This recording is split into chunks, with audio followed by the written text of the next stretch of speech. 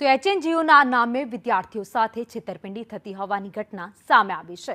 Bogus college ઊભી કરી છેતરપિંડી આચરવામાં આવી છે। ઘટના સામે આવતા જ એચએનજીયુ રજિસ્ટ્રાર આર.એન. દેસાઈએ નિવેદન આપ્યું અને કહ્યું કે વડોદરાની પંચજન્ય કોલેજની હકીકત સામે આવી છે।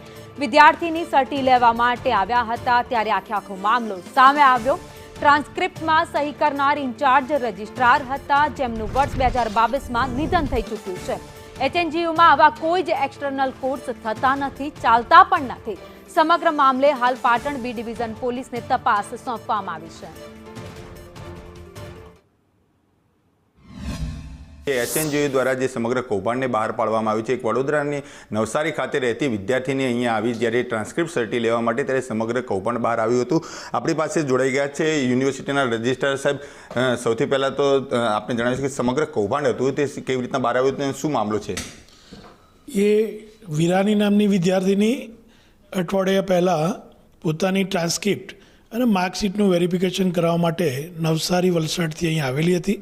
ત્યારે પરીક્ષા નિયામકે એની ટ્રાન્સક્રિપ્ટ જોતાં માલુમ પડ્યું કે જે ઇન્ચાર્જ ડીએમ પટેલ જ્યારે અહીં હતા તો એ સહી અને સિક્કો જે લાગેલો છે તો એ સમયે એ ડીએમ પટેલનું અસ્તિત્વ અહીં હતું નહીં।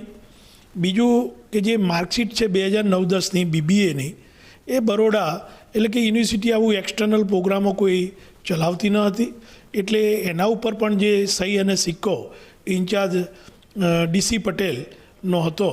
એટલે આ બધી જ બાબતોને ધ્યાનમાં રાખી અને પાટણ બી ડિવિઝનમાં પોલીસ ફરિયાદ નોંધાવવામાં આવી છે।